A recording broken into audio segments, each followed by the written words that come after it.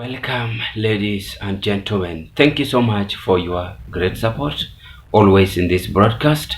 It is my hope and prayer that this video is going to find you well in good health. John Mbadi, the current CS of National Treasury, is coming out with a serious bombshell.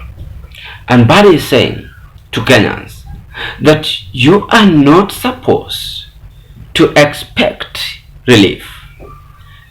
In other words, is preparing Kenyans to prepare their mind, to prepare for more deduction on the payment of Eurobond, that is 2027 to 2034. And without wasting of time, let's read together what Mbadi is saying. John Mbadi wants Kenyans not to expect relief. List upcoming Eurobond payments from 2027 to 2034. Treasury CS John Mbadi has warned that Kenyans should not expect financial relief soon, as the country faces a significant debt burden. Mbadi explained that Kenya narrowly avoided defaulting on its Eurobond obligation in 2024, which had caused the shilling to weaken to Kenyan shillings 160 per dollar. Mbadi emphasized that the country debt management strategy must not wait until 2027 to address these pressing obligations, noting that this will send poor signals to the economy and lead to a financial and economic turmoil as witnessed in the 2023-2024 financial year. Kenya's credit rating by Mbadi also stated that the recent credit upgrade by the Moody as a positive significant that will enable the country to borrow using sovereign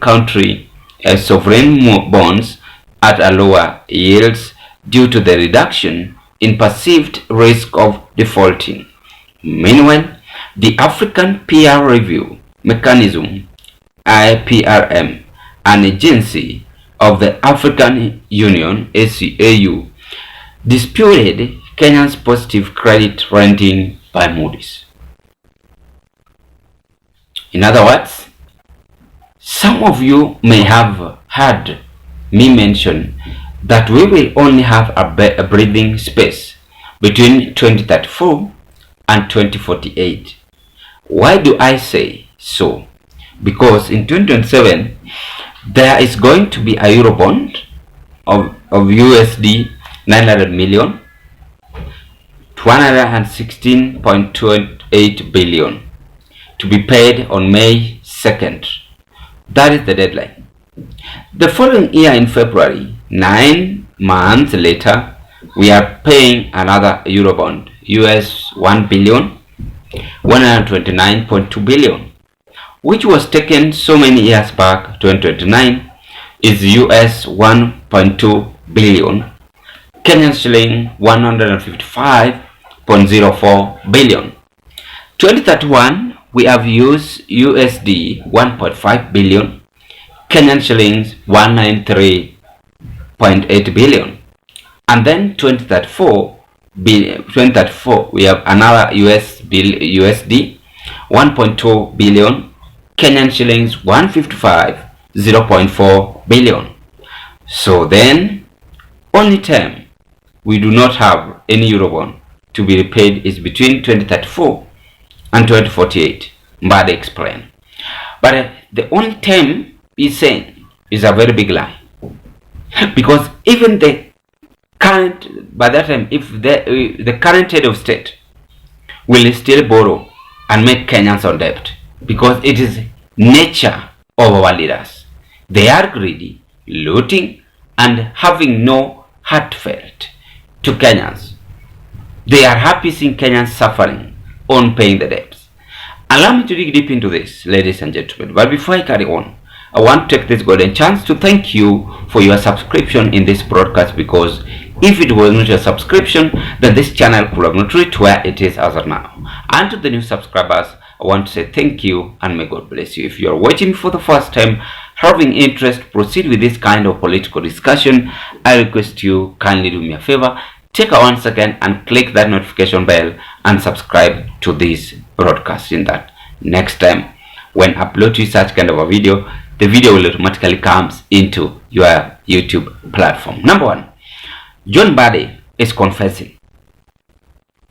Mbadi is confessing and is regretting. Is now feeling the pinch how the government is and doing its own awkwardness in the administration. And that is why John Mbadi is now coming up with this. And they have nothing to do. It's beyond it as the CS Treasury. And the only thing they can do is to borrow money and use it as they want. And I'm sorry to say that, Mr. Mbadi, not that I'm discriminating you. With you, you are okay for telling us the truth. But how can we depend on loan? I personally, I ought to use common sense. Kama uko na deni, unamaliza hiyo deni kwanza. Unaziba, unasema hapana, wacha tu ninyenyekee, sitaki deni tena. Because loan is very, very bad.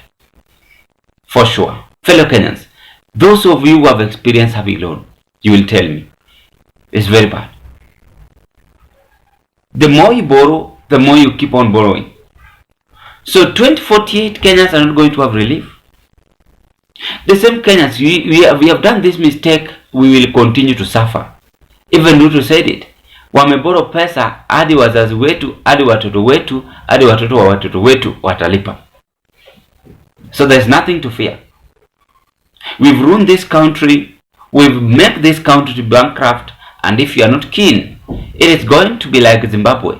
Our value of money economy is going to weaken because of the stupidity we are protruding to the leadership. I expected William Ruto's administration because they knew that Uhuru Kenyatta had loan.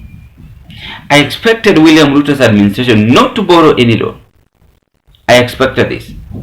But prepare for the worst loan to be paid. And could this be the reason why? Yes, Mbadi said that they are not going to have double tax on the NSF, which is okay.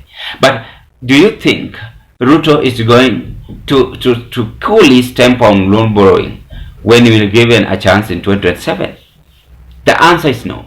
And you must prepare for the worst in your life. The problem was not first brought by Uhuru Kenyatta or by William Ruto. The main problem was first brought, I'm sorry to say this, by the former fourth head of state, Uhuru Kenyatta. Is the one who made this country to be more bankrupt, and now William Ruto worsening it to the core. Tuambieni ukweli, is the one who made this country to be more bankrupt because he didn't follow up the Eurobond borrowed. He allowed corruption, cartels to loot this country, and forgetting Kenyans. Because when you look at the late Mwai Kibaki, Elion Mwai Kibaki did it well. He didn't borrow much, but he ensured he borrowed little, and he made this country economy to be strong. Now, I expect William Ruto as this emergency to try to avoid borrowing and seal and pay this money. Kenya have money. You should avoid the fund which is being used by the MPs, fund which is being used by the governors, the vehicles, I mean. And I keep on repeating this, and I said it even the other year, this year again.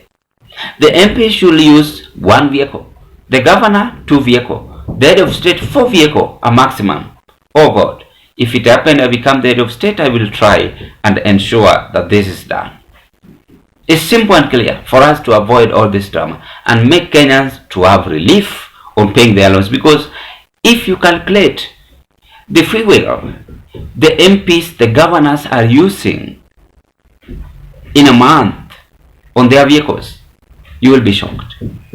Now, I expect on doing that, the amount remaining, they are supposed to pay this loan with and forget about Kenyans. Ladies and gentlemen, what are your take? Mbadi is now not saying something making Kenyans to be happy, but it's just sad news.